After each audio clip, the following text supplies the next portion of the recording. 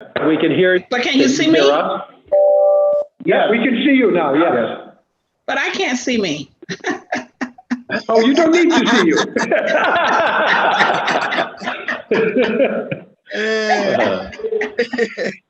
You remind me of that commercial. Dad, is that how you hold a mirror? Right, yeah. Josue, are we all set? Yes, you're good to go. Okay. Good evening. We'll call the meeting to order. Thank you, folks, Springfield, Josue. We appreciate you've been fantastic, the whole team there. Madam Clerk, could you please call the roll? Taylor. Absent. Attorney Murphy. Absent. I think he said he might zoom in, so he might join us in a bit. My guess is he'll jump in, yeah. Ms. Hurst. Present. You're breaking up, Patty. Ms. Gresham. Present. Fred. Present. Mr. Collins. Here. Sarno. Present, and I just want to list with the school committee woman, Latonia Naylor. It might be very difficult for her to make the meeting this evening, executive session. She said she's going to try. She has a family aspect. She's going to try, if possible, a regular scheduled meeting, but the executive session and student representative might be difficult and could be difficult for the regular scheduled meeting. She expresses her regrets on that. So with that, is there a motion on the floor to go in executive session, please? Sure, I'll make a motion that we enter into executive session to discuss pending litigation case, and we will return to open session. Motion by Vice Chair Collins. Is there a second, please? Second. Second. Second by Ms. Perez. Roll call vote is required. Madam Clerk, please call the roll. Taylor. Absent. Attorney Murphy. Absent. Ms. Hurst. Yes.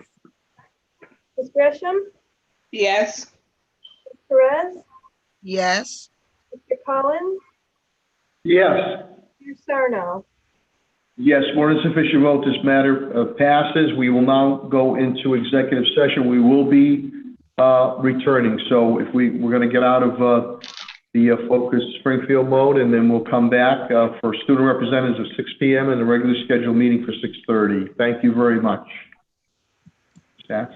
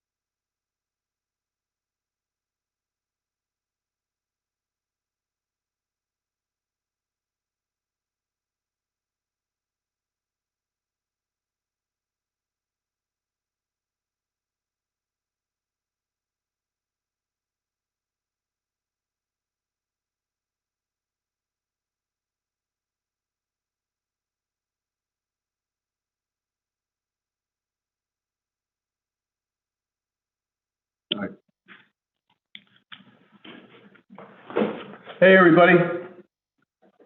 Hope everybody's feeling well. Oh, I love that cap there, Mr. Ortiz. Don't leave that lying around, man. I'll grab that. That reminds me of the old paperboy days. Yeah, Jeez. is that okay to wear? Is that okay? It's Yeah, great. oh, that's great. That's great. No, that's All great. right. Just want to make sure. I've got one pretty much like it. I do too, yeah. We have a couple minutes before we go on live. All right, thank you. Good to see you guys. Actually, it is 6, Mayor. It is? It is. Okay, Yeah. okay, all right. We'll call the, Josue, are we all set, ready to roll? Focus Springfield? Yep. Thumbs up. Thumbs up. Okay, thank you, Josue. I'd like to thank Focus Springfield, Josue. Again, they've been great to make sure we continue our public sessions and meetings, and I'll call to order the student representatives. And first in the House is Springfield Conservatory of the Arts in middle and high school. All school committee members are present. Ms. Naylor, Latonia sends her regrets, family aspect, she's unable to attend, but all school committee members are in attendance, and that's much appreciated. Just got an executive session. But Springfield Conservatory of the Arts, middle and high school, I see Mr. Soccer, the principal, Ryan Kelly is there, and Mr. Energy, Marcos Carreras, the music director. And they're going to have the lovely Kayla Staley speaking. Kayla, are you there, Kayla? Hi. How you doing, Kayla? There she is. There she is. I don't know if Mr. Principal Kelly, if you want to open up at all, or Marcus, before you turn it over to Ms. Staley. I can honestly say, Mr. Mayor, that Kayla does not need my help with anything. I am sure she is ready. You're ready to rock and roll, Kayla. Go right ahead. Good evening, Mayor Sarno and distinguished members of the school committee. My name is Kayla Staley, and I'm in 10th grade at the Conservatory of the Arts as a member of the class of 2023. This is my 3rd year at the school as an honor roll student, and I wanted to share with you tonight a snapshot of what my experiences have been thus far, but especially during our COVID-19 distance learning protocols as a vocal and dance major. Some of the highlights I want to share since September is that we have hosted Grammy, Emmy, and Tony Award winners and nominees each week for the past 27 weeks. And I've had the opportunity to serve as a moderator, asking each visiting guest artist questions about their careers in the entertainment industry. Among the 27 incredible guests so far, I do have my favorites. These would include Javier Munoz, Broadway star from the hit shows In the Heights and Hamilton, Disney legend Lea Salonga, who was the voice of Princess Jasmine and Mulan from the Oscar-winning movies Aladdin and Mulan.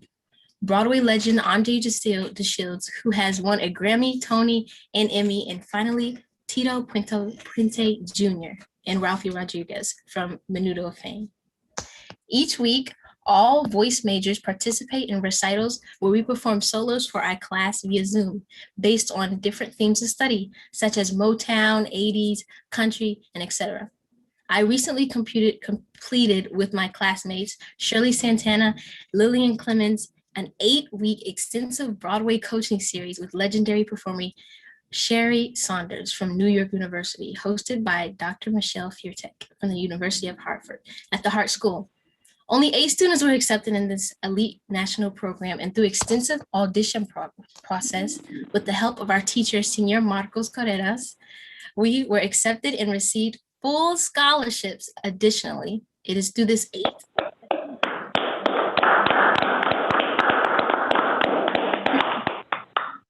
I was selected to receive a full scholarship to study private lessons at the Hart School each week for the remainder of the year.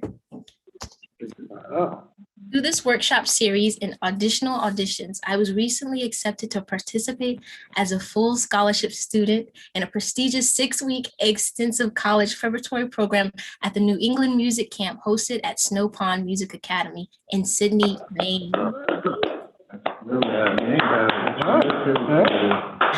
There, You're on the roll. Yes. I'll get to study with Broadway and New York City vocal coaches, and my fellow voice major classmate Billy Stefano will also be attending the music camp on scholarship for 4 weeks as of January 2021. This now brings my total scholarship money earned for voice training and music enrichment programs to $11,000.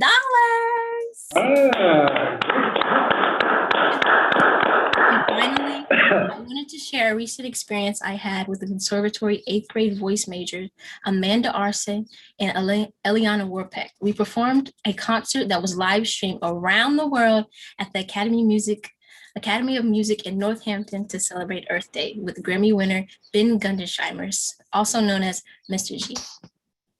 These highlights are only a fraction of the many opportunities I am so thankful for that the Conservatory of the Arts continues to provide me and my classmates with. And I encourage any Springfield student who is passionate about career in music industry to study at my school. Thank you so much for your time and listening to my story. Great job. Great job, Phil. Principal Kelly, you were right. You were right. You were right. You were right. Thank you, Principal Kelly, and Mr. Energy himself, Marco Carreras. Kayla, great job. You make beautiful music, so Yes, indeed. you have a great future ahead of you. Ballet at school, unfortunately, that is for another time. It'll be canceled. We look forward to hearing from that student down the road. Liberty Prep Academy is in the house. High school completion program. I don't know if the Hoopster's mom, Principal Rhonda Jacobs, but I do see Jennifer McQuaid, assistant principal, is here, and Carleni Andujar in the house. She's here. I see her, yeah, and I don't know if assistant principal McQuaid or Principal Jacobs wants to open up with anything first before we go to Ms. Andujar. Yeah, I can start if you're ready. Good Okay, evening. go right ahead. Okay. Good evening, Mayor Sarno, Superintendent Warwick, and school committee members. My name is Carleni, and I have been at high school completion since 2019. I started high school at Holyoke High School, then went to Springfield High School. Then before coming to high school completion, I have been successful at high school completion at the help and support of my mom, the teachers, and Ms. McQuaid. They have all helped me a lot. This year, I have participated remotely in all of my classes and even attended night school classes. Because of my hard work and my teachers' help, I am ready to graduate this June. My teachers, Miss Martinez, Miss Anderson, Miss Clancy, Mrs. Griffin, Mrs. Martin, Mrs. Charles, have all helped me with my schoolwork when I needed the help. I am excited to graduate this June and looking forward to going to college for nursing. I want to thank my mom again for all her support, and I appreciative. I appreciate her patience and love. I also want to thank all of you for the opportunity to finish high school at high school completion program. We look forward to calling you Nurse Andujar in the near future. Nice job. Thank you very much. Thank you. Carleni, good for you. You stick to it. Good for you. You don't, quit's not in your vocabulary. We're proud of you. Springfield High School is in the house, and I do see the Hoopster's mom, Principal Rhonda Jacobs, is in the house, and assistant principal with that cap, that good-looking cap, Roberta Ortiz, is in the house. Savannah Freitas is here, and Demetrius Rodriguez are in the house. I don't know if Principal Jacobs would like to open up first with a few words, or the hat man, Mr. Ortiz, and before we turn it over to the talented students. Hoopster's mom, Principal Jacobs. Good evening. I just want to say I am so proud of our students at high school completion, Carleni, and of course the Springfield High School. I'm going to let Mr. Ortiz introduce our student. I'm excited for them. Thank you. Okay. Assistant Principal Ortiz, the cap man, great looking cap, let me tell you. Thank you, sir. Yeah, don't leave that lying around. I'll grab it. I just want to start by congratulating Carleni. She started at Springfield High School, and I'm glad she's going to be able to finish up at high school completion. So, Carleni, I'm so happy for you. Tonight, I have the honor to introduce two of our student representatives. This year, we brought two in. I brought an 11th grade student, which is Savannah Freitas, and I brought one of our seniors, Demetrius Rodriguez, that would eventually join the Marines and Very good. go to college and major in business, and that's what he wants to do. So with no further ado, I'm going to hand it over to one of our juniors, Savannah Freitas. I know she's very excited about doing it. Hey, Savannah, love your hair. Thank you. Sorry. Hello, my name is Savannah Freitas. I am in my junior year at Springfield High School. I would just like to start off by saying thank you. Thank you for this opportunity to be in this moment speaking with each and every one of you. I am truly honored. I have been attending Springfield High for 2 years now. I can wholeheartedly say the people I met here are more like family to me. Springfield High is a community that has built a foundation of trust that overcomes any obstacle. When the pandemic first struck and shocked the nation, there was a deep, dawning sensation of fear. It was through that fear I learned the importance of school and all that school provides for students like myself. When students and staff were sent home due to the outbreak of COVID-19, many challenges arose, including the importance of school lunch for its students. Springfield High realized this matter and went out of their way by delivering boxes of food donations and even an additional box for Thanksgiving. Although they were not obligated to do this, they did, and by doing so demonstrated the art of giving back to your community, especially in a time of need. Being in Springfield High, like many other alternative schools I have attended, has humbled me. From the janitor who showed me the meaning of kindness, to teachers who taught me the value of patience, I've seen all walks of life and faced divine diversity. My time at Springfield High School has created an experience that will forever be branded into my soul.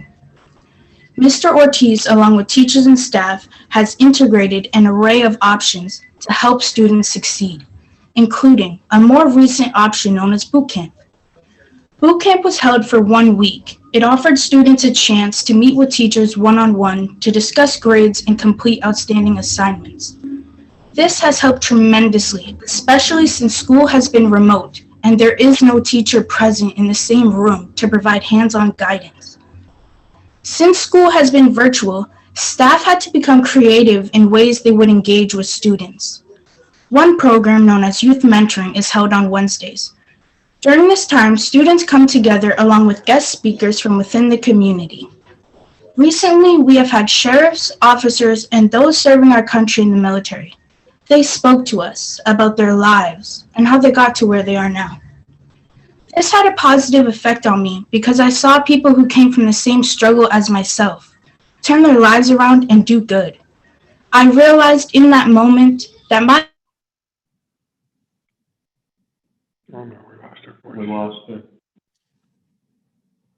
Savannah, We lost your voice. We lost your voice, Savannah.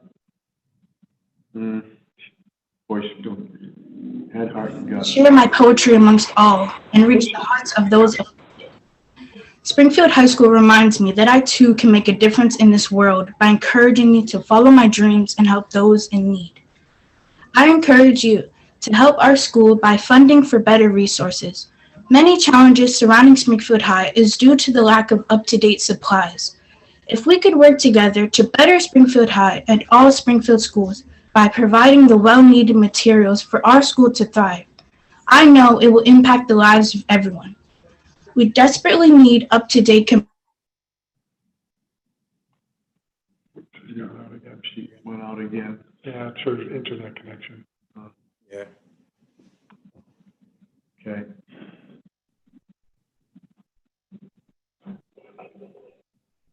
the best in people. Though challenging at times, it is because of students, staff, and faculty members that make this place unforgettable. Once more, I would like to thank you for this opportunity to be a voice for those who can't speak and to draw awareness to my school. Thank you. Savannah, great job. Head, heart, and gut. Great job. Thank you. Savannah, you know, people, it's too bad this broadcast doesn't go out through all of Western Mass, because sometimes people look down on kids who grow up in Springfield. Nowhere can you get the quality and character building that you described, but within Springfield. And that makes you a much better citizen for our country. And I'm glad to hear you express it the way you did. Well done, Savannah. Well, Demetrius, you're in the house, man. You're in the house. It's all up to you now. I'm sure you'll do fine. Yeah, I'm a little nervous, but we go. You'll do fine. I just want to introduce myself. My name is Demetrius Michael Rodriguez. I'm a senior at Springfield High School. I've been at Springfield High School for 2 years now. I started off as a freshman, made my way to a senior. I've made my way through 2 years of school into 1 year. I tried my hardest. I did night schools. I did as much credits as I can. And I just try to put as much work forward as I can. During all this COVID stuff, it's been really difficult for a lot of students, but the teachers have really been a lot of creative thinkers and a lot of creative people out there that have been just helping us all together. Like one of the programs I finally got into was 100 Miles to College. And we had a meeting, I want to say last month.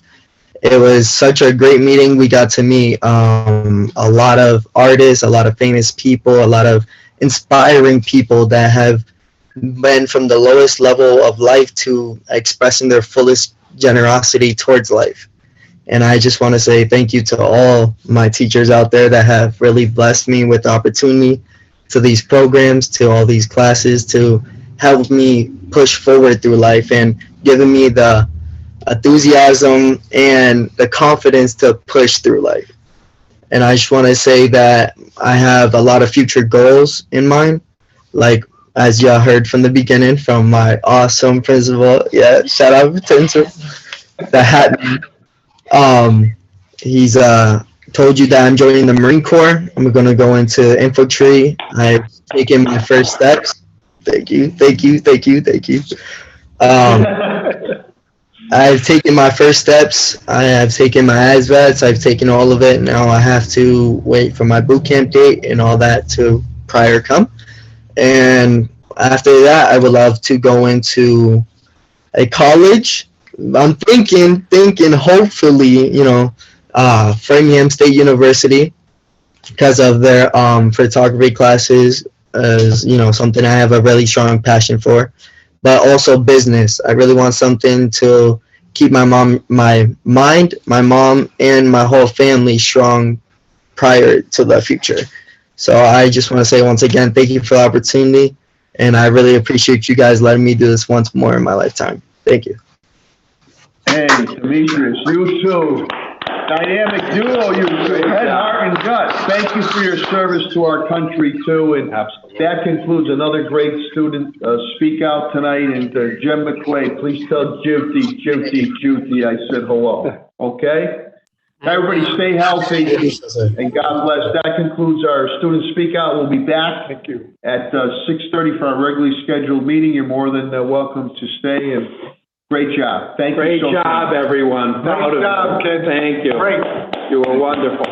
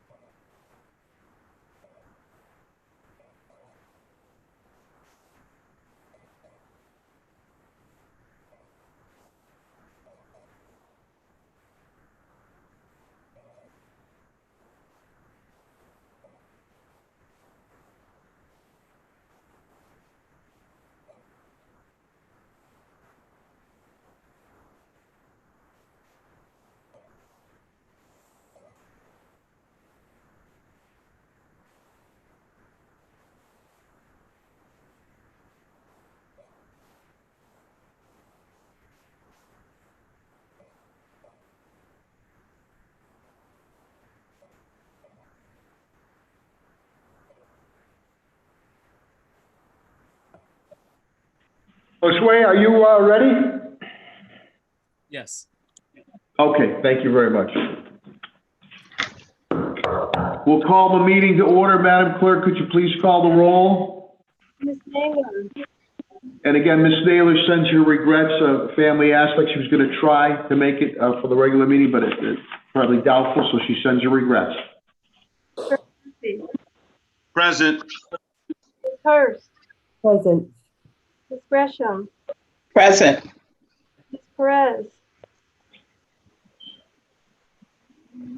Ms. Maria? Ms. Perez? She was there. She's there. Present. There we go. Present. Ms. Sarno, President, if we can all please rise for a moment of silence, and then we'll go into the Pledge of Allegiance. Hey, Patricia Taylor. I pledge allegiance to the flag of the United States of America and to the republic for which it stands, one nation, under God, indivisible, with liberty and justice for all. Thank you. Thank you, everybody. And I hope everybody's doing well and good health. To the viewing audience too. We'll go to the approval of the minutes. Approve the minutes of the April 8th, 2021 regular school committee meeting. Any questions or comments? Hearing none, is there a motion on the floor? So moved. Motion by Vice Chair Collins, is there a second, please? Second. Second by Ms. Gresham. Roll call vote is required. Madam Clerk, please call the roll. Taylor, absent. Attorney Murphy, Yes. Ms. Hurst, Abstain. I wasn't at that meeting. Ms. Gresham, Yes.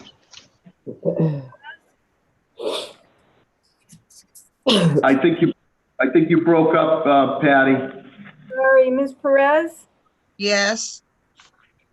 Mr. Collins, Yes. Ms. Sarno. Yes, more than sufficient vote, this matter passes. Thank you very much. We're now going to go to voting items, and this is going to be a little cumbersome. We've cut it down a bit, but we're going to take full advantage of our great relationship with the MSBA, and I think we're upwards of $700 million of new schools and rebuilt schools. So I'm going to, A is to vote to recommend the full school committee that it approves the projects for submittal to the MSBA, the Mass School Building Authority, for 2021 statements of interest, as stated below. You have this information, but I'm going to turn it over to Vice Chair Collins, the Chairman of Budget, to give the statements, but then we have highlighted areas which would get right to the specifics that I understand we do have to vote on separately. Technically, I want to make sure we get every dime. And it's been a great relationship with Treasurer Goldberg and of the MSBA. We appreciate it. So, Vice Chair Collins, please. Thank you, Mayor. I'm going to read the introductory paragraph once this first time, and as we go forward, I'll read the specifics for each one. The following statements of interest, which describe and explain the deficiencies in the property categories for which an application may be submitted to the Massachusetts School Building Authority, are brought before the school committee to approve and authorize the superintendent to submit to the Massachusetts School Building Authority. Having convened in an open session on May 13th, 2021, prior to the statement of interest closing date, the School Committee of Springfield, in accordance with its charter, bylaws, and ordinances, hereby vote to authorize that the superintendent submit to the Massachusetts School Building Authority the following statements of interest forms dated June 1, 2021. The school committee further hereby specifically acknowledges that by submitting these statements of interest forms, the school building authority in no way guarantees the acceptance or approval of the application for awarding a grant or any other funding commitment from the Massachusetts School Building Authority, or commits the city, town, or regional school district to filing an application for funding within the school building authority. Thank you, Vice Chair. The first one is A1. And that is for the Harena School, which is located at 200 Bernie Avenue.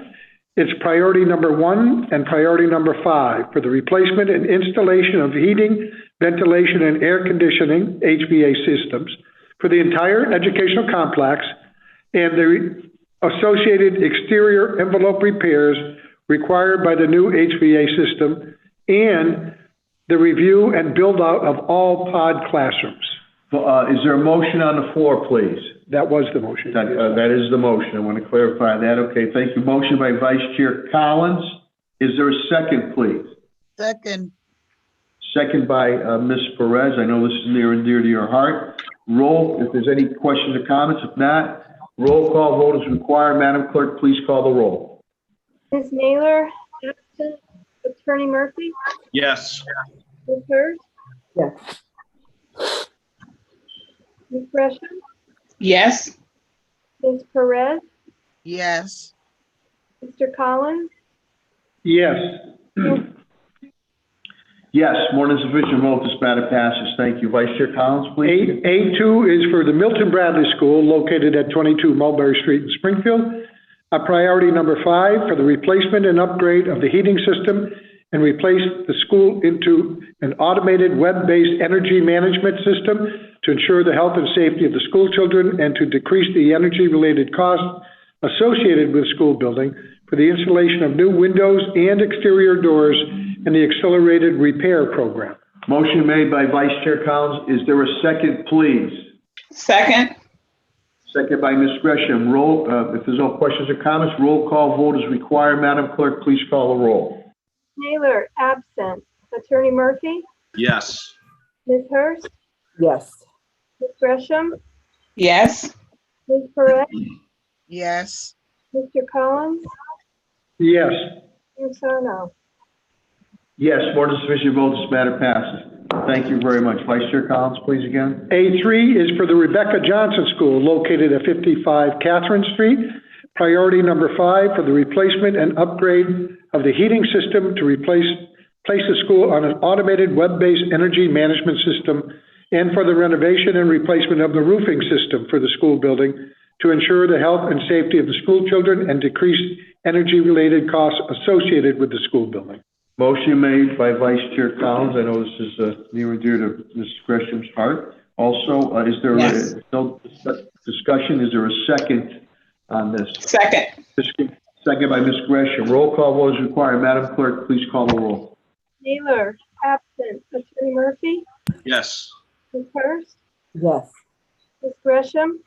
Yes. Ms. Perez? Yes. Mr. Collins? Yes. Ms. Sarno? Yes, more than sufficient vote. This matter passes. Thank you very much. Vice Chair Collins again, please. A4 is for Central High School located at 1840 Roosevelt Avenue in Springfield. Priority number 5 for the replacement and upgrade of the heating system and to place the school on an automated web-based energy management system to ensure the health and safety of the school children and decrease the energy-related costs associated with the school building. Motion made by Vice Chair Collins. I know this is near and dear to School Committee Woman Hurst and Naylor. Is there no discussion? Any a second, please? Second. Second by Ms. Gresham. Roll call vote is required. Madam Clerk, please call the roll. Naylor, absent. Attorney Murphy? Yes. Ms. Hurst? Yes. Gresham? Yes. Perez? Yes. Mr. Collins? Yes. Mayor Sarno? Yes. More than sufficient vote. This matter passes. Thank you very much. Vice Chair Collins again, please. A5 is for White Street School located at 300 White Street in Springfield. This is priority number 7 for the replacement of an obsolete school facility to better serve Springfield students. A motion made by Vice Chair Collins. That's my alma mater. Is there a second, please, if there's no discussion? I'll second that, Mayor. Second by Attorney Murphy. Roll call vote is required. Madam Clerk, please call the roll. Naylor, absent. Murphy? Yes. Ms. Hurst? Yes. Ms. Gresham? Yes. Ms. Perez? Yes. Mr. Collins? Yes. Ms. Sarno? Yes, more than sufficient vote. This matter passes. Thank you very much. Vice Chair Collins again, please. A6 is for the Washington School located at 141 Washington Street in Springfield. You'll notice that I did not call it the Washington Street School. No, I did 6th grade there. I did some time there too, so, okay, I always call Washington Street. Priority number 7 for the replacement of an obsolete school facility to better serve the Springfield students. Motion made by Vice Chair Collins. If there's no questions or comments, do I hear a second, please? Second. Second by Ms. Perez. Roll call vote is required. Madam Clerk, please call the roll. Yes. Yes. Yes. Yes. Mr. Collins, Yes. Yes, more than sufficient vote, this matter passes. Thank you very much. Again, Vice Chair Collins, please. A7 is for Valiant Elementary School, which is located at 52 Rosewell Street in Springfield. Priority number 5 for the installation of new windows and exterior doors under the Accelerated Repair Program. Motion made by Vice Chair Collins. If there's no questions or comments, do I hear a second, please? Second. Second. Second by Attorney Murphy. Roll call vote is required. Madam Clerk, please call the roll. Ms. Naylor, absent. Attorney Murphy, Yes. Ms. Hurst, Yes. Gresham, Yes. Ms. Perez, Yes. Mr. Collins, Yes. Sarno. Yes, more than sufficient vote, this matter passes. Thank you very much. Again, Vice Chair Collins, please. A8 is for the Mary O. Pottinger School, located at 1435 Carew Street in Springfield. A priority 5 for the installation of new windows and exterior doors under the Accelerated Repair Program. Motion made by Vice Chair Collins. If there's no questions or comments, do I hear a second, please? Second. Second by Ms. Gresham. Roll call vote is required. Madam Clerk, please call the roll. Absent. Attorney Murphy, Yes. Ms. Hurst, Yes. Ms. Gresham, Yes. Perez, Yes. Mr. Collins, Yes. Mayor Sarno. Yes, more than sufficient vote, this matter passes. Thank you very much. Again, Vice Chair Collins, please. A9 is for the Alfred M. Glickman School, located at 120 Ashland Avenue in Springfield. A priority number 5 for the installation of new windows and exterior doors under the Accelerated Repair Program. Motion made by Vice Chair Collins. If there's no questions or comments, could I please, or do I hear a second, please? Second. Second. Second by Ms. Perez. Second by Ms. Perez. Roll call vote is required. Madam Clerk, please call the roll. Ms. Naylor, absent. Attorney Murphy, Yes. Ms. Hurst, Yes. Ms. Gresham, Yes. Ms. Perez, Yes. Mr. Collins, Yes. Mayor Sarno. Yes, more than sufficient vote, this matter passes. Thank you very much. Again, Vice Chair Collins, please. A10 is for the High School of Commerce, located at 415 State Street in Springfield. Priority number 5 for the renovation and replacement of a roofing system of the school building to ensure the health and safety of the school children and to decrease energy-related costs associated with the school building. Motion made by Vice Chair Collins from my alma mater. And if there's no questions or comments, please, is there a second? Do I hear a second? Second. Second by Attorney Peter Murphy. Roll call vote is required. Madam Clerk, please call the roll. Naylor, absent. Attorney Murphy, Yes. Hurst, Yes. Ms. Gresham, Yes. Perez, Yes. Mr. Collins, Yes. Sarno. Yes, more than sufficient vote, this matter passes. Thank you very much. Again, Vice Chair Collins, please. A11 is for the Indian Orchard Elementary School, which is located at 95 Middleton Street in Springfield. A priority number 5 for the renovation and replacement of the roofing system of the school building to ensure the health and safety of the school children and decrease energy-related costs associated with the school building. Motion made by Vice Chair Collins. If there's no questions or comments, do I hear a second, please? Second. Second by Attorney Murphy. Roll call vote is required. Madam Clerk, please call the roll. Naylor, absent. Attorney Murphy, Yes. Ms. Hurst, Yes. Ms. Yes. Perez, Yes. Mr. Collins, Yes. Ms. Sarno. Yes, more than sufficient vote. This matter passes. Thank you very much. Again, Vice Chair Collins, please. A12 is for the Sumner Avenue School, located at 45 Sumner Avenue in Springfield. Priority number 5 for the renovation and replacement of the roofing system of the school building to ensure the health and safety of the school children and decrease the energy-related costs associated with the school building. Motion made by Vice Chair Collins. If there's no questions or comments, do I hear a second, please? Second. Second by Ms. Perez. Roll call vote is required, excuse me. Madam Clerk, please call the roll. Absent. Murphy. Yes. Hurst. Ms. Gresham. Yes. Ms. Perez.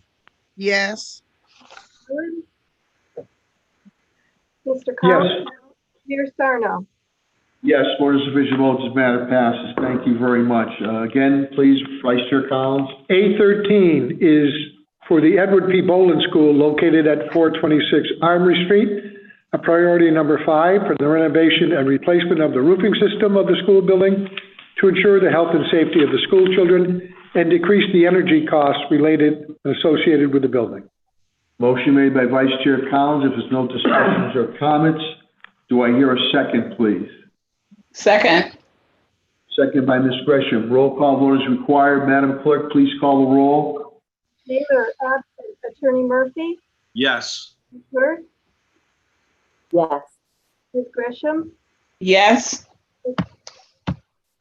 Yes. Mr. Collins. Yes. Mayor Sarno. Yes, Board of Supervision votes, this matter passes. Thank you very much. Again, please, Vice Chair Collins, the last one. A14 is for the Glenwood School located at 50 Morrison Terrace in Springfield. Priority number 5 for the renovation and replacement of the roofing system of the school building to ensure the health and safety of the school children and decrease the energy-related costs associated with the school building. Motion made by Vice Chair Collins. I know this is proud for Superintendent Warwick. That's where he cut his teeth as principal. Did a great job there. If there's no discussions or comments, is there a second, please? Second. Second by Attorney Peter Murphy. Roll call vote is required. Madam Clerk, please call the roll. Ms. Naylor, absent. Attorney Murphy. Yes. Ms. Hurst. Yes. Ms. Gresham. Yes. Ms. Perez. Yes. Mr. Collins. Yes. Mayor Sarno. Yes, Board of Supervision votes, this matter passes, and I thank Vice Chair Collins. Thank everyone. Again, we'll continue to climb that $700 million mark and continue to rehab our schools and build new schools. So thank you, everybody. And if I could just take a minute, Mayor. I just want to thank Pat Sullivan. Incredible effort over the years. We've put more statements of interest in than anyone in the Commonwealth and actually have received more grant money. And he just takes a lot of time making sure we're getting the right submittals in. And he and his team have just done a fabulous job. And White Street School, the original building was built in 1901 and Washington 1918. So the need is great here. So I'm glad we're being so aggressive. So I appreciate the school committee's support with these projects. But I wanted to thank Pat and his team because they've been beyond incredible. Thank you, Superintendent. Again, to the Wizard of Oz, Director of Parks and Facilities, Pat Sullivan, his team, a great job. And I want to thank on my financial side, TJ Plant. And I want to thank the City Council too, because I put these across to the City Council. It's a great investment, you know, many a times 80%. These are 80%. So it's a leveraged, it's a great investment on that. And we have, once again, we're the most in the Commonwealth of Massachusetts, and we're going to continue to improve, rebuild, and rehab our schools. So that is good news. So thank you to everybody. It's a very cumbersome work, and we're very grateful to the Mass School Building Authority. We have a great relationship with the team down there, and of course the treasurer, Deb Goldberg, too, on that. So thank you to everyone very much. Now we'll move to B, approve the expenditure of $500,000, $500,000 from the Department of Elementary and Secondary Education, DESE, for the FY21 Remote Learning Support Services Grant. Superintendent Warwick, please.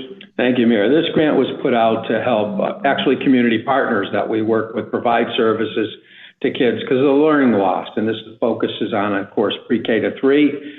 And some of our great partners are involved in this grant. Lydia has spearheaded the whole effort and worked with the partners through this whole thing. It's been through budget and finance, and we had a recommended approval on that. I didn't know if Vice Chair Collins wanted to comment on it. No, it got unanimous approval at the subcommittee. It's great that the state is actually acknowledging and giving us money to help with students for this, who have had to go through remote learning.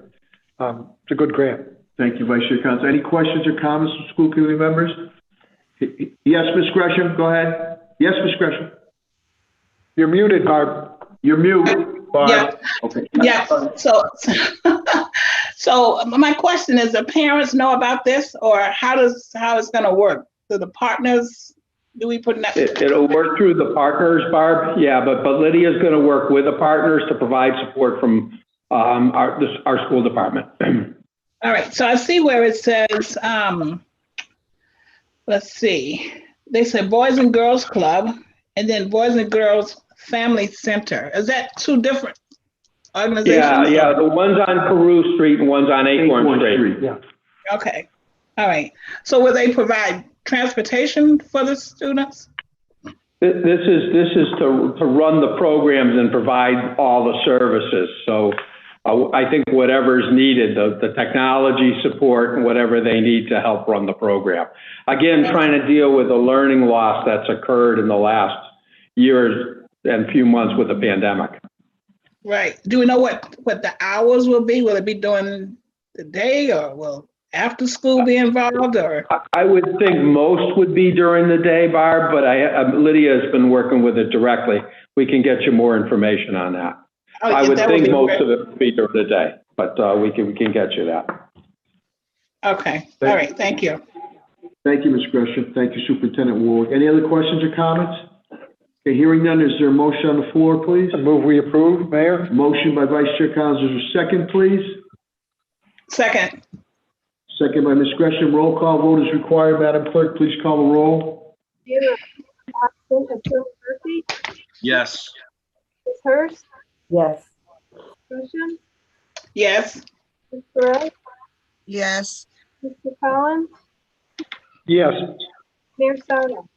Yes, for the sufficient vote, this matter passes. Thank you very much. We'll now move to C, vote to recommend to the full school committee that it approve an expenditure of $10,816 from the Department of Elementary and Secondary Education, DESE, for the FY21 Digital Literacy and Computer Science Student Learning Devices Grant. Superintendent Ward, please.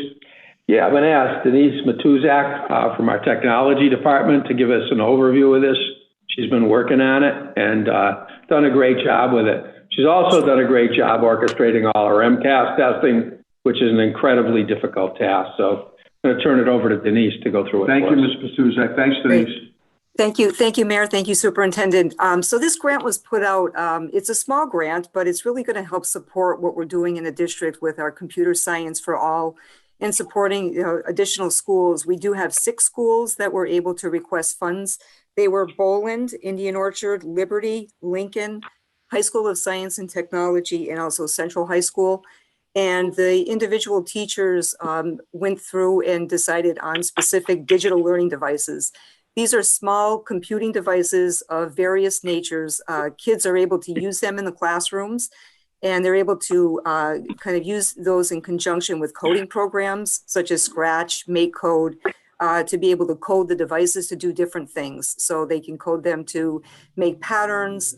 It helps kids with computational thinking and problem solving skills and sequencing.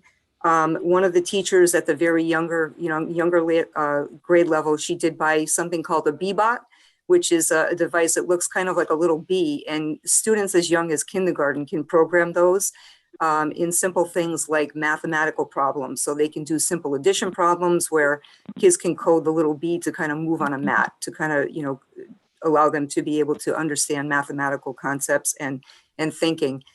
So these are really nice devices. They're not that expensive, but they do add up for a classroom set. So we're grateful that we were able to secure this grant, and every one of our teachers who did solicit input and ask for some of these devices was approved. So this is going to go a long way with furthering the work that we've already done with Paul Foster's lead. I can't thank him enough for everything that we've done with the Computer Science for All and extending this to allow other teachers to be able to further support their kids at the schools. Thank you, Ms. Matuzak, very much. Any questions or comments from Ms. Matuzak? It received a unanimous vote to recommend to the full committee from Budget and Finance. Thank you, Vice Chair Collins. Hearing no other questions or comments, is there a motion to accept? So moved. Motion by Vice Chair Collins. Is there a second, please? Second. Second by Attorney Peter Murphy. Roll call vote is required. Madam Clerk, please call the roll. Naylor, absent. Attorney Murphy? Yes. Ms. Kurtz? Ms. Gresham? Yes. Ms. Perez? Yes. Mr. Collins? Yes. Ms. Sarno? Yes, more than sufficient votes. This matter passes. Thank you very much. We'll now move to informational items. A is virtual school proposal. Superintendent Ward, please. Mr. Mayor, before we Yes. leave the voting items, I noticed Yes. that on the grid for new future projects, roofs, there was a listing under 2021 for Bowles Elementary. There was no Yeah, vote. Pat pulled that one, Mindy. He Fine. put that in for another year, so that was a great catch. I should have mentioned that. We pulled that off and put it at another year because he thought that was the right recommendation. And I should have mentioned that, but great catch. Thank you very much. Thank you. Attorney Yeah, great. And thank you, Superintendent Warwick, for clarifying, and Mr. Roach, Pat, too, for the appropriate time when those things should or should not go in. Thank you for clarifying that. Again, we'll go to informational items. A is virtual school proposal. Superintendent Ward, please. Thank you, Mayor. As we've stated earlier, we're following DESE process for our single district virtual school proposal. And the first piece was submitting a preliminary plan to DESE for them to take a look at, give us feedback, and from there we would develop a final plan which we'll bring forth to the school committee for a vote. But I thought it was a good time for Paul and Stefania, who've led the effort on this, Paul Foster from our technology department, Stefania from our academic department, to give you an overview of the program and what we're proposing and get some input and ask some questions. So I'm going to turn it over to Paul and Stefania, who've done a great job on this. Mr. Shella and Mr. Foster, stats, all yours. Thanks. Good evening. So I'm going to kick us off, and then I'll hand it off to Stefania in a few minutes. Can you all see my screen all right? Yes. Yes. Right, so we're just going to walk through, as the superintendent said, we are submitting a preliminary proposal. We'll get feedback from DESE on the preliminary proposal. And then based on that feedback, we will come back to you as a school committee with a final proposal for you to vote on. So this is really just the preliminary thinking that we're sharing with you this evening. The rationale, this is something that we've been talking about a little bit in the district for a number of years. We know that there are a number of Springfield students who actually attend, particularly the virtual school that was started in Greenfield. And so, knowing that there is some demand in our community for a virtual option, it's something we've talked about for a little while. But certainly this year has, with the pandemic, has highlighted further the need. And so we're really thinking about this virtual school as having two goals. The long-term goal would be to create a really excellent virtual option for students in Springfield.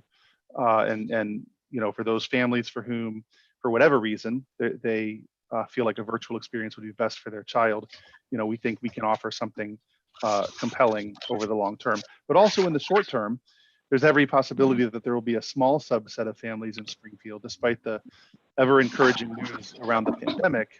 We believe there's going to be a subset of families who don't feel safe or comfortable sending their children to school in person in the fall.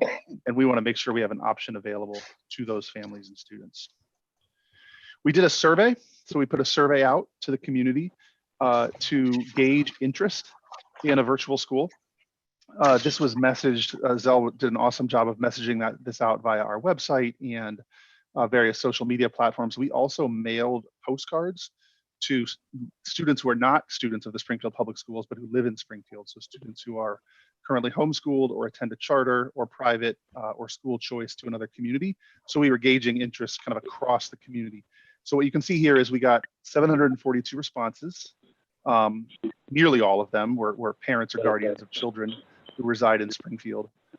And most of them have children currently enrolled in the Springfield Public Schools. What we found out is we had 400 families responding to the survey who said they would be interested in sending their child to a virtual school. We had another 160 families who said they weren't sure, but they might be interested. And what you see on the right is, you know, obviously some families have more than one child, so that this isn't going to add up to the total number of responses. This is the total number of children by grade level in families who expressed that they might be interested in a virtual school. So you can see we had interest across all grade levels. Definitely the highest levels of interest at the middle and early high school. I think that didn't surprise us too much. You know, when you think about 11th and 12th grade, you know, those are students who are already established in the high school. And, you know, we weren't expecting to see as much interest at that level, and not quite as much interest in the early grades as you see once you start getting into 3rd, 4th, 5th, 6th. We also asked families to give a quick, you know, we put a bunch of programmatic options into the survey. And we tried to ask a really simple question. We just said, would this option make you more likely to send your child to a virtual school, less likely to send your child to a virtual school, or neutral? Did it, you know, does this option, you don't care one way or the other? What you see on the slide, I won't read them all to you, I'll highlight a couple, but what you see on the slide are the options that had the greatest interest from families. So these are options where we had the highest percentages of our respondents saying that this feature would make them more interested in sending their child to a virtual school. So right up top, you see, these are in the order in which order. So the number one was flexible schedules and hours. We got feedback in the next two, you know, one-on-one advising, mentoring, small group settings with peers as options people would like. You can see as we go further down, we put out there an option of the possibility of learning a foreign language at the elementary middle. There was some interest in that. One of the things we asked about was in person, and we particularly asked if families would want any required in-person activities in a virtual school, or if they would like optional. We got good feedback that folks would like there to be optional in-person opportunities for students at a virtual school.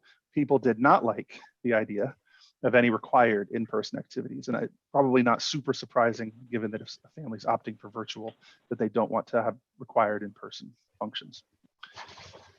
And the proposed enrollment, so based on that, based on looking at the survey, based on, you know, it's a little hard, right? All we can do is ask people if they're interested, and you saw the numbers.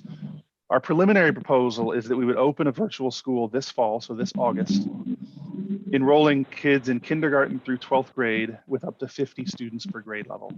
So if you look, you know, if you remember the survey data I showed you, you know, we feel like that's a reasonable number in the sense that we think what we can get close to that number in most grade levels who are interested, but we don't think it's you know, too large as to be kind of impossible to roll out or to launch.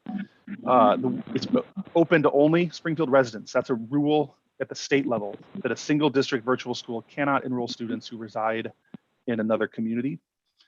And we'll do a process similar to how we do high school balloting. Obviously, we can't do it at the same time because that balloting has passed for this school year. So we will do a similar online process where we'll reach out to the community and let them know this option's available. If we happen to have more students express interest than the 50 seats at each grade level, we would then run a lottery, much like we do again with the high schools. The state asked us to identify if there are particular student populations that would get preference for the virtual school. And these bullets you see on the slide, this is the state's language. So they gave a list of things, kind of groups of students for whom you might give preference at a virtual school. These were the ones based on the goals we have set out for the virtual school that made sense to us, that we would provide preferential admission to the virtual school for students with medical needs. We always, every year, have students who require a home or hospital setting for medical reasons. And we feel like offering the virtual school as an option is a really great option for them. Students who are pregnant or have a child, students with physical or other needs that make it difficult to be at school in person, and students with social emotional needs that make it difficult. So those would be students in those groups would be students for whom we would offer preference into the school. And I'm going to hand it over to Stefania to talk a little bit about some of the instructional and programmatic things we're anticipating for the virtual school. So when we were thinking about leadership and staffing, we would staff it similar to one of our current schools. There would be administrators, but staffing would be determined based on enrollment. And since we don't know the exact enrollment yet, we wouldn't know how many staff. The other thought was that we could use guest faculty. For example, we want to offer high school students any course that they may be interested in, but there may not be enough students in that school to fill that course. But we could hire either outside faculty or find staff members from other buildings, so then we could have the student in that course. Some of the staff on the right-hand side, there'd be core subject educators, world language. We would have ELL and ESL educators, special education educators. Something that we would also have is a dedicated IT technician. So just thinking about all these students that would be home that have their computer, they may need additional support. There would be counselors, City Connects coordinators, as well as a nurse. So when we were talking about the core program, we did want to focus on synchronous live instruction. And so in elementary, we would be looking at 330 minutes of structured learning time, and 270 minutes of that would be live. 60 minutes would be a directed study. It could be project-based, independent study, working in small groups. As the students would get older and they would enter into the secondary level, it would still be 330 minutes of structured learning time, but only 210 minutes would be direct with the teacher, and the other 120 minutes would be project-based, small group, independent study. They would also have crew or advisory because we want them meeting with faculty each day to build those relationships. Just because they aren't in the in-person setting, we think it's really important to build relationships with the staff and for the social emotional aspect. They would use our current curriculum that we have already adopted and used throughout this year. And the assessments, they would use the assessments we're currently using, such as ANET and iReady. And they would also have the tiered academic interventions. When we talk about things that are innovative, planning this, if we wanted to move towards Portrait of a Graduate and project-based, we would deliver ELA and social studies in a co-led humanities block, and math and science would be led in a co-led STEM block. There would be a strong emphasis on project-based learning. They would also have a computer and information sciences focused on students taking computer science, an integrated wellness block. And we would also do portfolio-based assessments for these students. And then the progress reports, because we want to stay close with the families and we want to make sure that those families know what's going on. Student mentoring and advising. As I had said before, we feel like it's really important to maintain a strong connection with the student and families. And so each student is assigned to a faculty advisor group. The crews would meet daily, and they would build, they would work with students on their goal setting, on relationship building and social emotional growth.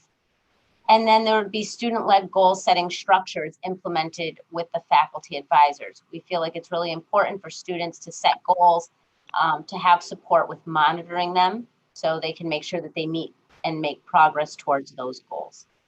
And then the parents would also be participating in the goal setting process so they know what the expectations are.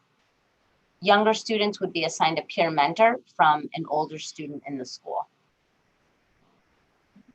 Some supports and activities that we thought would be good for students and some supports that we have. There would be a coordinator of wellness and culture, advisory and crew. There would be a very strong student orientation.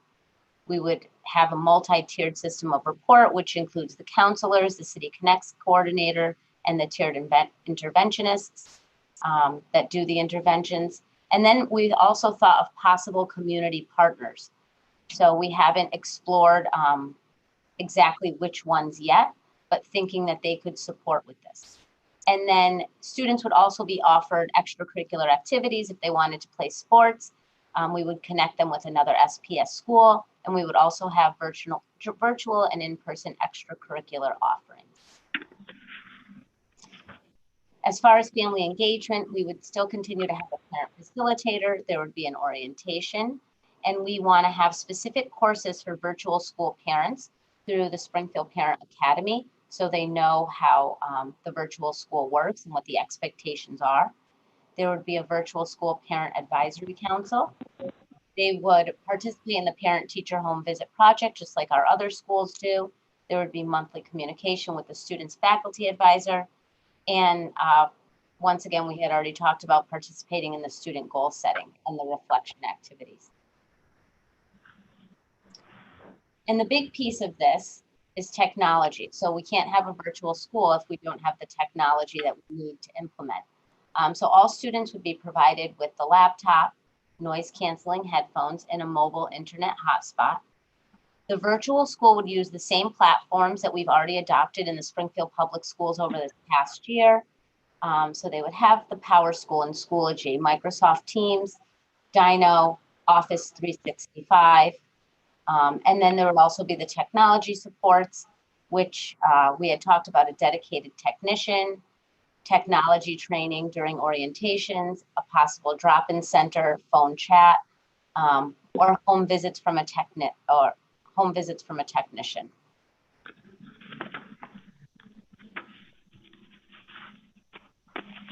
I think at that point, we can probably open it up for questions or comments. Thank you very much, Mr. Foster, Mr. Bichella. Any questions or comments from school committee members? Ms. Gresham. Yes, Mr. Mayor, thank you. I have a couple of questions. So, sure. The community survey, what period of time did you do that? Like a month or 2 weeks? I'm trying to remember specifically when we launched it, but it was up for at least 3 weeks, and it might have been 4. I'd have to go back and look. I could certainly let you know kind of what that was, but. So did I go out district wide? Yes. Yeah, because I have some parents that didn't hear about it. So. Oh, the good news is, and that was just for us to get some feedback, which was super helpful. So nobody at this point has missed an opportunity to enroll. Just to be clear about that, like we'll have a separate enrollment process. So if there's families interested, they haven't missed their window. They haven't missed a window. Okay, so how would they do that? Well, so we wanted to kind of bring this before you, and I think we're it's getting close. It's mid-May, so we want to start recruiting families soon. And so I think in the next couple of weeks, we'll be working with Azelle to broadly message the community on the website, on social media, and we'll make available an online form where folks would request to enroll. So it'd sort of be a request to enroll process, and really anyone who requests to enroll will be able to enroll as long as we don't have more than the 50 at a given grade level. All right. So now, will you be hiring more teachers, or will be utilizing the staff that we have? So this would be, we would use the allocation formula we use for all other schools. And so we would be posting for the staff for this school and filling those positions. So, I mean, certainly, I'll defer to the superintendent. I mean, current employees can, I think, apply for the postings. Yeah, no, we would allow current employees to apply as well as external employees to apply. And these would be additional positions. Additional position, okay. Yeah. All right, so I don't know if this question is for Mr. Foster or not, but with the faculty advisory and crew, they will meet daily, right? Yep. So would that be during class time, or would that be after hour? How would that look? We have some schools that already have that kind of crew structure, and it would follow that where it really functions as kind of a class period within the day. So it would be during the school day. During the school day. Okay. All right. Thank you. Thank you, Ms. Gresham. Thank you, Mr. Foster. Any other questions or comments? I have a question. Ms. Hurst first, please. I'm sorry. Go ahead. Denise, I'm sorry. Thank you, no problem, thank you. So I have a couple questions. Paul, can you share what, if you have it, what the data is or disaggregate the data that shows how many of those students or families that responded to the survey are current students versus the ones that were out of district? Like, so do you have that? So do we know if the majority of those responses came from students that are currently in the district, or did those come from families who have opted out, are in charters, are in private? What is the differentiation between those numbers? Yeah, I can send you, I can send out a report that will show for the survey responses, all of the numbers by, private school, charter, parochial. What I can say is it's off the top of my head, it was roughly an 80-20 mix where 80% were current Springfield Public School students and 20% were a mix of other things. So parochial, private, charter, homeschool. So it was about 80-20, but I can send you the specific numbers. So the majority of those who were expressing an interest are students that we're already serving. Yes. Yes. And then Superintendent, I'm not sure if this is a question for you or Mr. Schiller, but so I see the benefits, right? As somebody who just or continues to have their children remote. What about the isolation factor that people are content with for their students? Like, I know that right now we require that students keep their cameras on so that teachers can lay eyes on them. But what about those students who struggle and find that this might be a better way to learn, but still present as high risk, and we need to see them and make sure that they're not in fact isolating? Well, I think Stefania and Paul built some nice pieces in the program that I'll let them explain to you to try to help with that. We're not saying this is for everyone. We're just saying that if we don't offer this, we're fearing that families will choose for home instruction and there'll be less supports for them. So we're not trying to sell this as perfect for everyone, but it might be a good fit for families who'd be trying home instruction and not have the kind of professional supports and some of the nice pieces Paul and Stefania built in. So I don't know if Stefania, if you want to take some of the pieces you built in to try to address that. Denise, I think we tried to build it into the health and wellness block. Even though that the student would still be at home, that's when we would do the social emotional stuff. I think connecting it with the home visits, or that we do have those strong connections with families. And with the whole isolation piece, it would truly be up to the family, but we want the opportunities for the students to still get together and do the project-based stuff if that's what the family wants. And so we have those opportunities built in, but we also know that some of the families that are going to choose this through the survey don't want to be required to do that in-person interaction. But there will be those opportunities for the families and students that do. And I think with the counselors and the City Connects, that we can connect them with outside partners. If we notice the disconnect that it's occurring because you can see the students, then we would have them privately meet with the families and work on a plan from there. Okay. And you built in the extracurriculars and the sports opportunities well, again, for families that want it. So trying to address that. Yeah. They'll be offered those suites of services. Yes. Yeah. And then I might have missed this, but so the teachers who would be providing this instruction, are they remote as well, or are they going to be very similar to what is currently occurring right now? Are they going to be in the classroom and then teaching virtually? The teachers would be working virtually, but from a facility where all our teachers would be gathered together, so there'd be common planning and other things so that we could facilitate the best instructional process. But they'll be just doing virtual instruction. Got it. Thank you very much. Thank you, Mrs. I know, Ms. Perez, did you have a question, Ms. Perez? Yeah. Are we going to follow the same school calendar That was one of my questions, which is important to know. Yes, yeah, it sure is. Okay. Yep. Thank you. Thank you, Mr. Any other questions or comments? A logistical question. Paul, did I hear you say you were hoping to start recruiting in May? And if so, what is the turnaround time from DESE?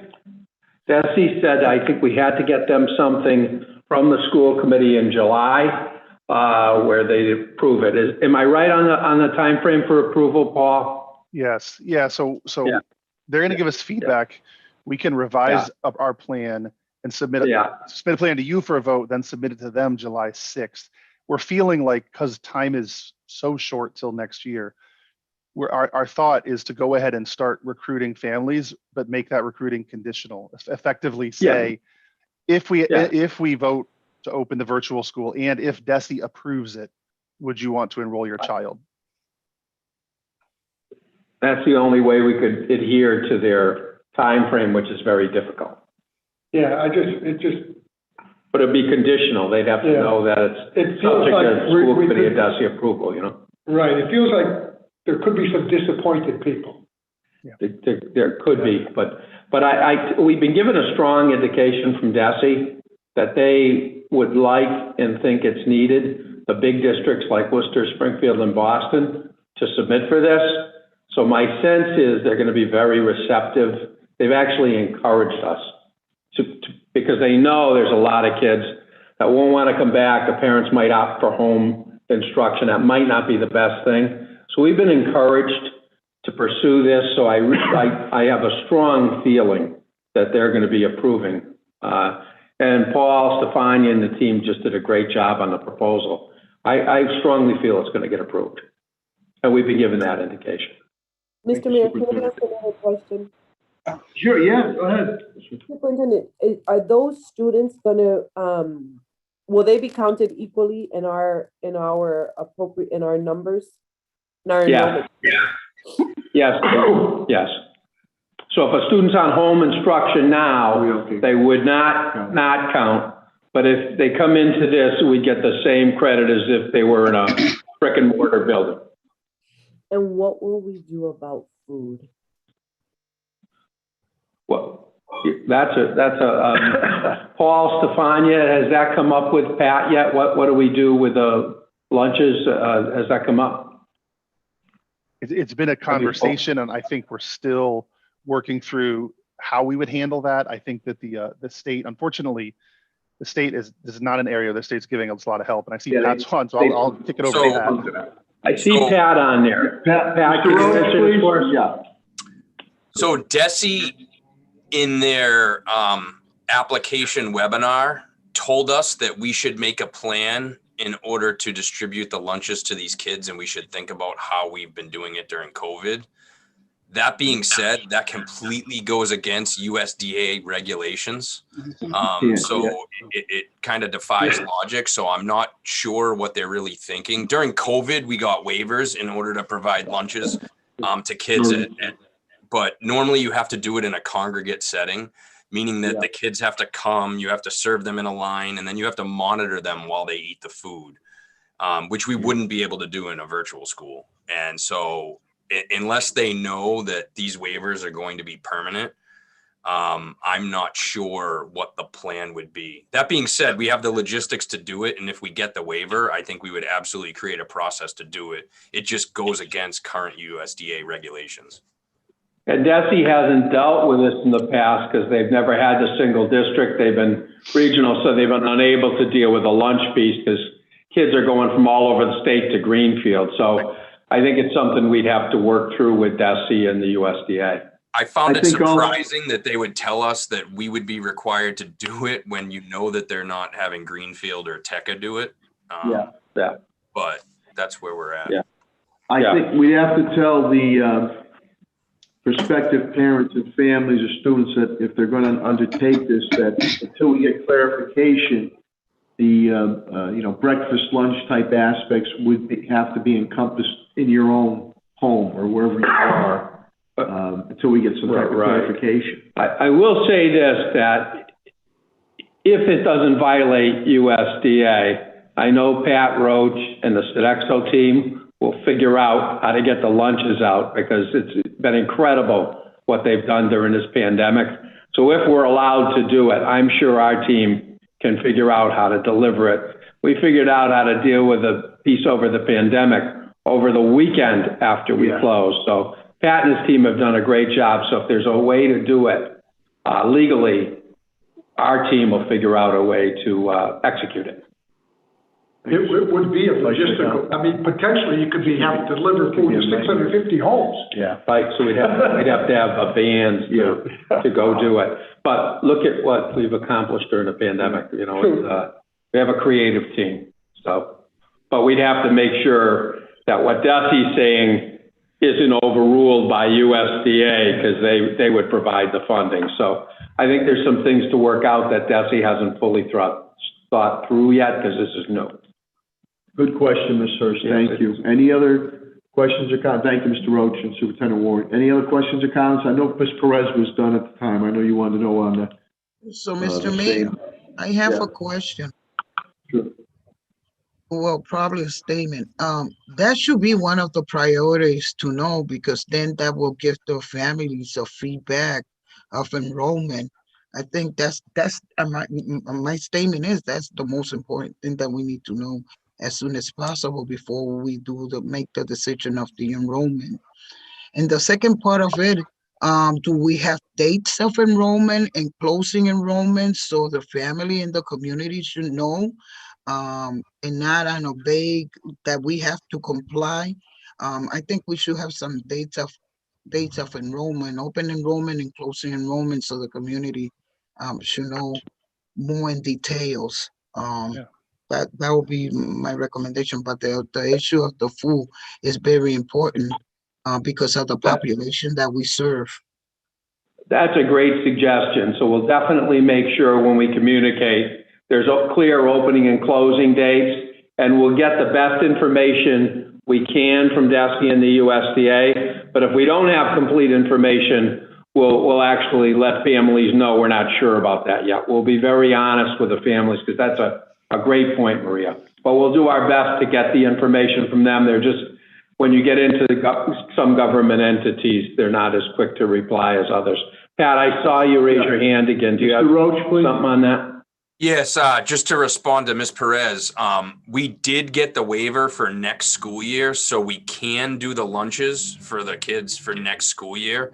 We just can't commit beyond next school year. Oh, okay. Okay. Would it be just, would you deliver the package of meals like we do now, Pat, or would it be just the lunches? We would be doing we could do the packages of meals at a distribution site like we're doing now. Okay. But is that a distribution site where the family members would have to go there, or are we literally we'd have to do door to, as Vice Chair Collins indicated, and listen, we've been able to accomplish many, many things, proud of the staff, but it could be a logistical nightmare all of a sudden if you're delivering to 650 houses. Some might be in same neighborhoods, don't get me wrong, but some might not. And can you clarify that, Pat, please, if you can? At the moment, we don't have the capacity to deliver the meals to the 300 to 600 houses. However, we could commit to doing the food distribution sites like we've done throughout the pandemic. Got it. Okay. A good point, Ms. Perez and Ms. Hurst on that.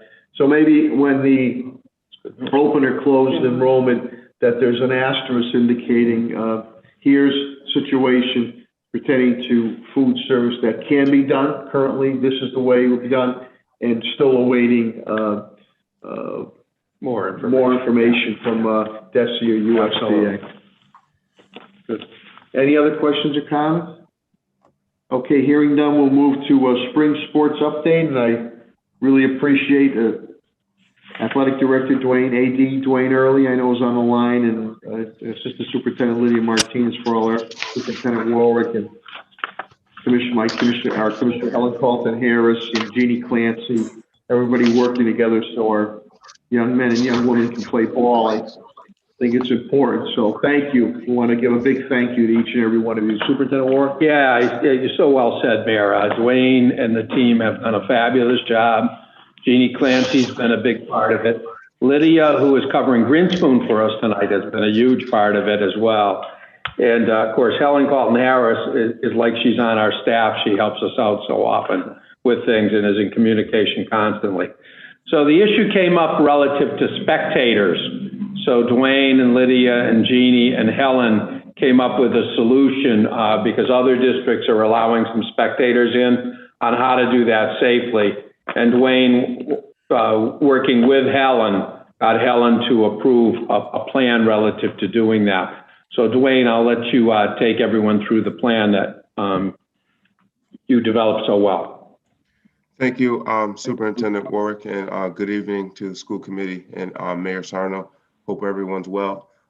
So tonight, like this superintendent said, we did meet earlier in the week, the committee of myself, Ms. Clancy, Helen Carlton Harris, and Lydia Martinez. We met earlier this week to develop a plan to get spectators back allowed into our home facilities during the spring sports. So with that said, thank you, Patty. As you know, spring sports started on the 26th of April, and they will, if a team was to advance all the way to the state championship, end on the 3rd of July. But what we've came up with is to allow 2 spectators per student athlete, indoor and outdoor. In the spring, we have a number of sports taking place, both indoor and outdoor, volleyball being the only indoor sport. So everything else is outdoor: track and field, baseball, softball, baseball and softball, and lacrosse as well. Only home spectators will be allowed inside the facilities, as Superintendent Warwick stated. There are multiple districts that have been allowing home spectators only. So we are kind of being consistent with other districts in the area. So what we've developed, the plan going forward, would be to number the seats.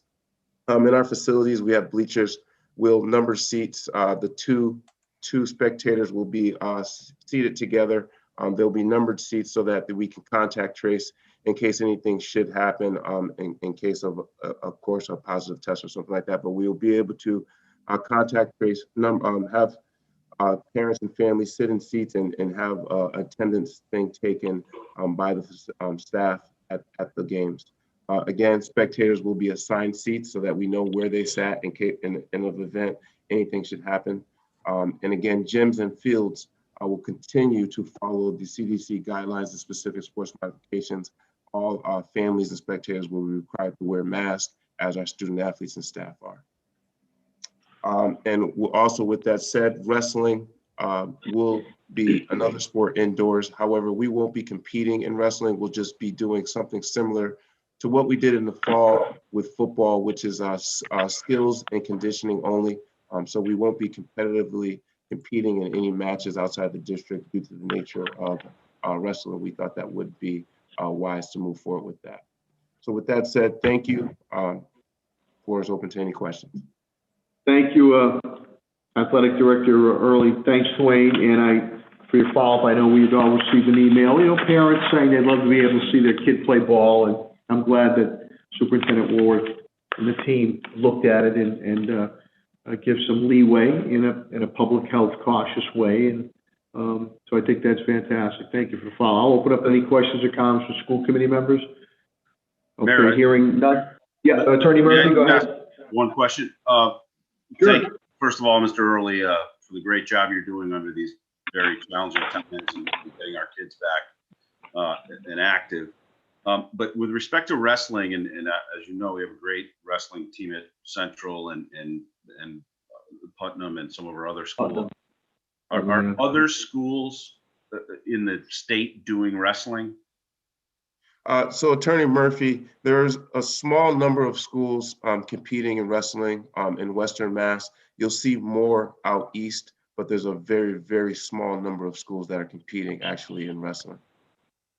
Okay. But Helen Carlton Harris strongly advised us against the wrestling because of the contact and the nature of the sport. So she would not go along with the wrestling right now Yeah, it's a tough, for the safety of the it's a tough students. sport. But we wanted to keep the conditioning piece and everything else alive, and that was what we could get her to agree to. But we have to be careful of the safety piece as well.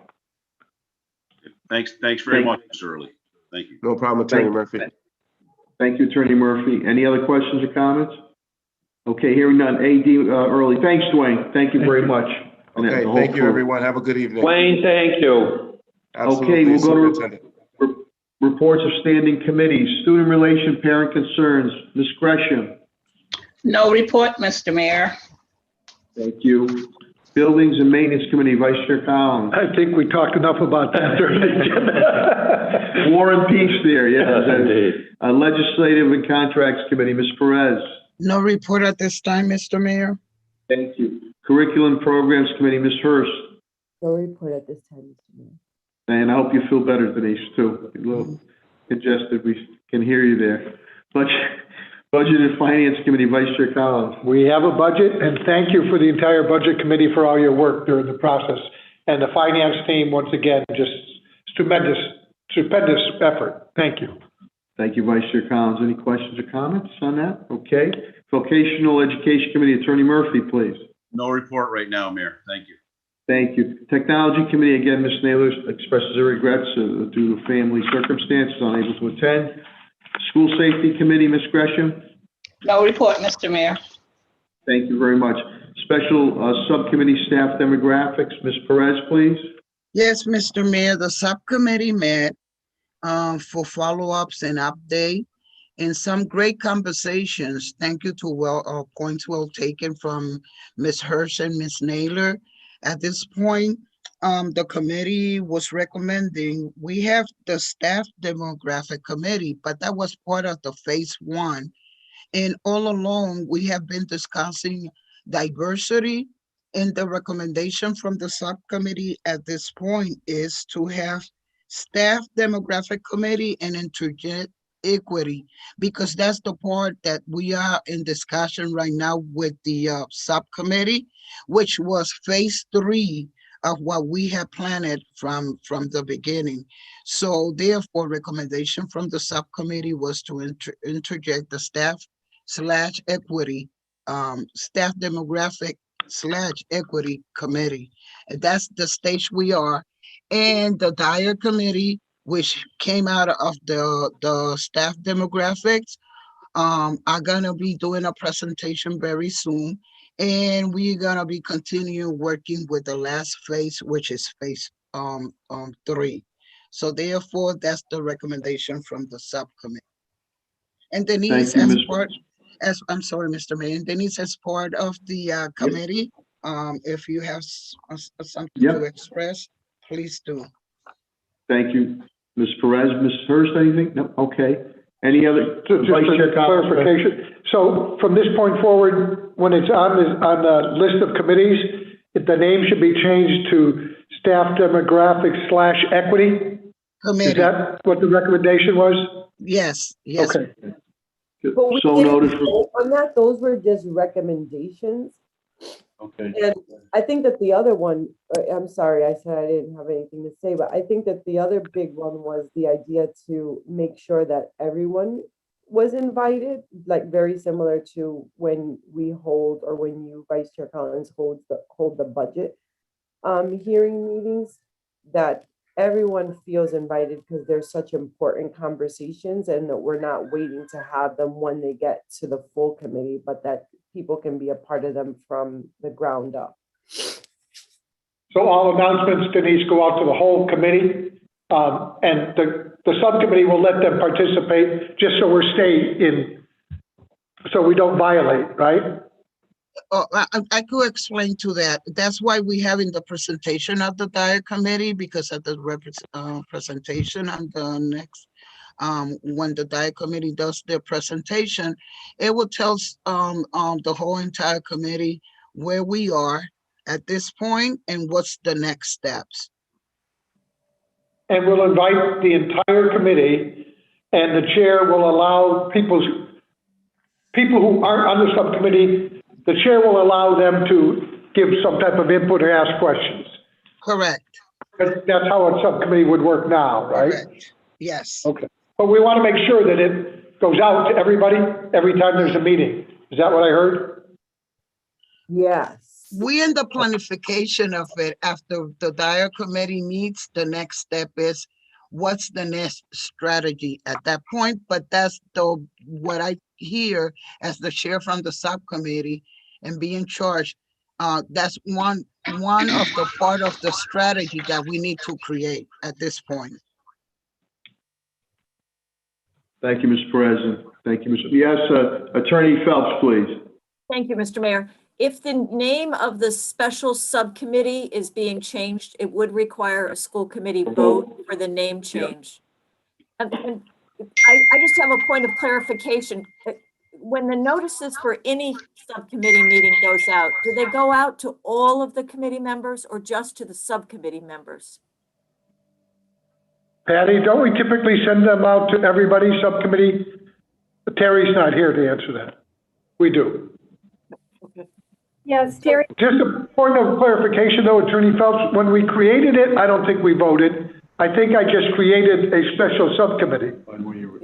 There was a vote to create this special subcommittee. And because I remember you called it a different name, and I said under the rules, it has to be worded as a special subcommittee.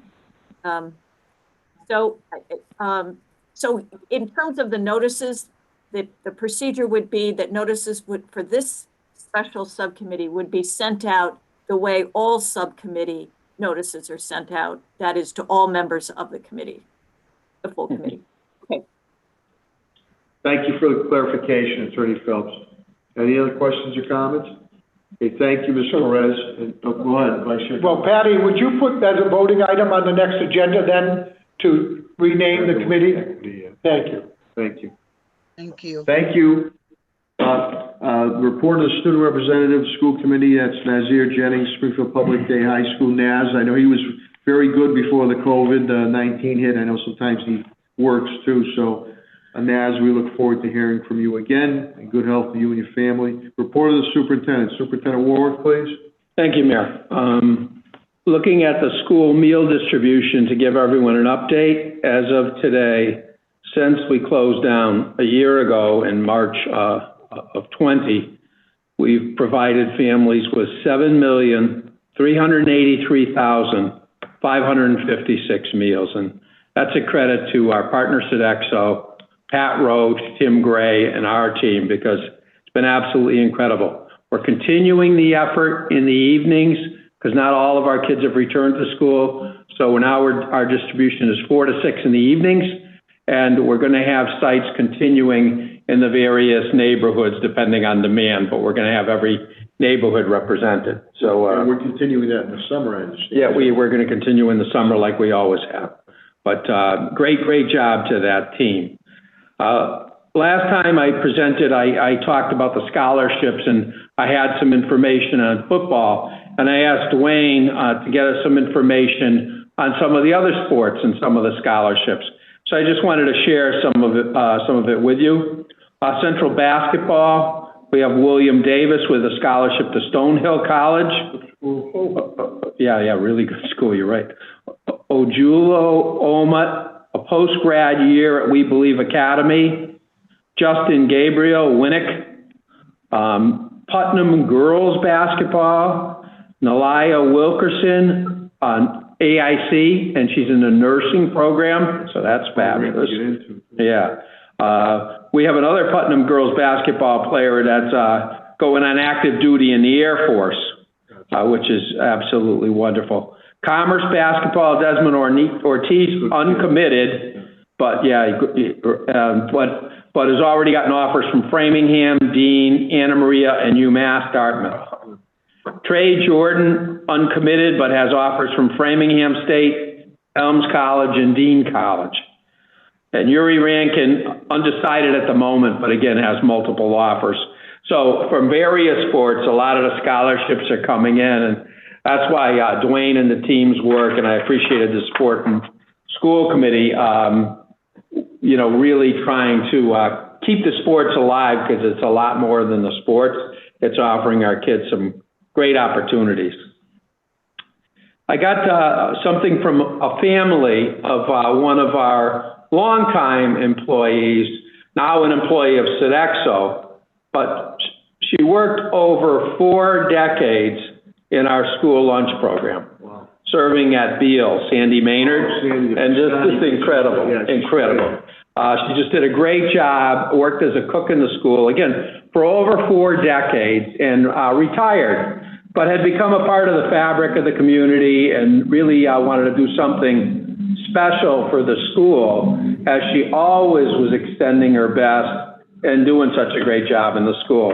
So her family worked with her, and they're creating a little free library at Alice Beale Elementary School where she served, and creating a library in the front of the school of books that families can access, again, pushing the literacy piece, which was near and dear to our heart. So I thought that, you know, we always recognize our retirees, but since they moved over to Sodexo, they're not necessarily our retirees.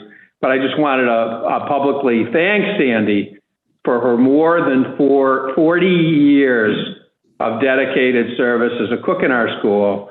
And then after 40 plus years, she wanted to give more and created this lending library in the neighborhood to help kids with literacy. So her daughters have helped her participate in this. Principal Fancy is thrilled with it, but from the bottom of my heart, I want to thank Sandy Maynard, because you know, if you went to Beale School, she was just part of the fabric of the community and really delivered for our kids over the years.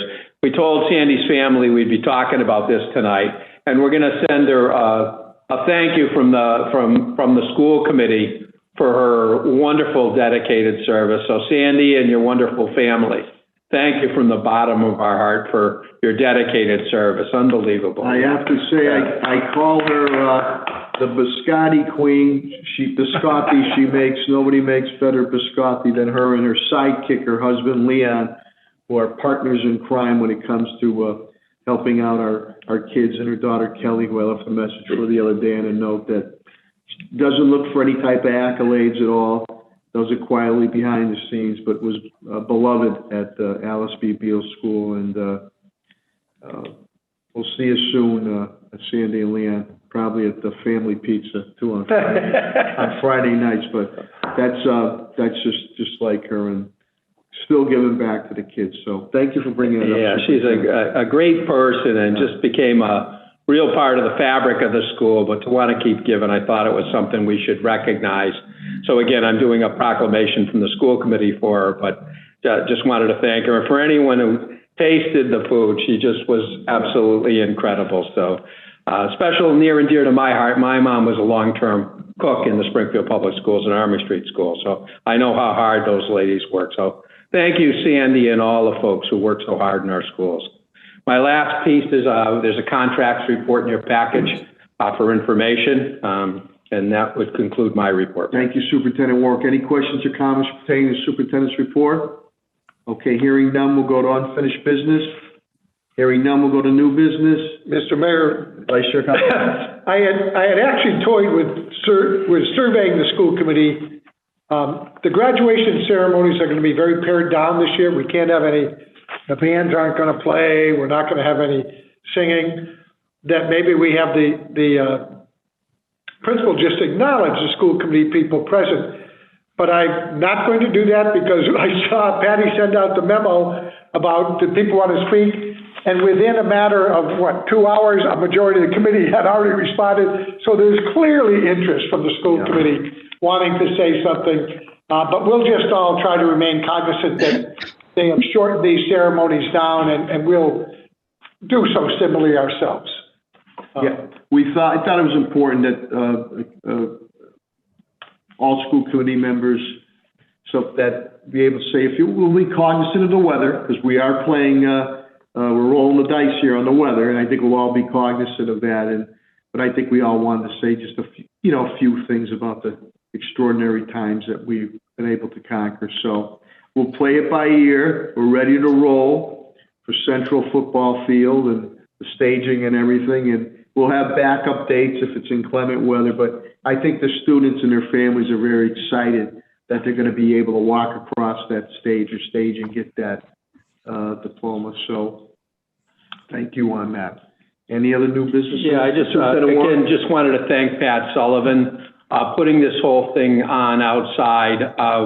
He's helped us with a first-class sound system. We're renting a stage. We're really working hard with Pat to make this a quality ceremony, and we think we can do a quality job. And with all the guidance, in order to have the kind of crowds we think we can have, we needed to have it outside. So we have the rain dates built in, but it should be quality. And like I say, Pat Sullivan and his team have been working with our team. We're going to have another meeting out at Central Field tomorrow with all our principals and Pat. Thanks. So that there's no credence to Vice Chair Collins putting in that on all of us, it says our opening remark is, that concludes my remarks. Barbara, I'm sorry, discretion. Yes. Thank you, Mr. Mayor. Superintendent, I was wondering, with respect to the COVID-19 report that we get every Friday, is there a way you can report that out on Monday when the mayor does his? Yeah, I will. That's a good suggestion, Barbara. The last couple of weeks I have since you made that suggestion. Yeah. Yes. I started including it. I thought it was a good idea. Thank you for that. Yes, thank you. Thank you, Ms. Bishop. Any other new business? Oh, yeah, Ms. Hurst? I'm sorry, it was about graduations. So I'm assuming that we're gonna opt out of shaking hands. We're gonna opt out of shaking hands, yeah. We're gonna set it up so it's COVID, so we'll be able to call the kids up. We'll have a distribution where they probably pick up a diploma off the table. They walk by, we can congratulate them, but we won't be shaking hands. And we'll follow all the good COVID protocols. We'll have the kids spaced 6 feet apart. Their families will all be spaced 6 feet apart. So we're putting a lot of things in place, working with Jean Clancy and Helen to make sure we're having a great ceremony, but we're adhering to all the safety protocols. So that's a good point, Denise. Thank you, Ms. Hurst. No other new business. A motion to adjourn, please? So moved. Motion by Vice Chair Collins, second. Second. Thank you, Barb. Thank you, Barb. You rescued us. Roll call vote is required. Madam Clerk, please call the roll. Yes. Yes. Grisham, Yes. Mr. Red, Yes. Mr. Collins, Yes. Sarna. Yes, one insufficient vote. This matter passes. Thank you, Focus Springfield Josue. Good evening, good health, and thank you for watching. Take care. Thank you, everyone. Bye, everybody. Thank you. Good to see you. Guys.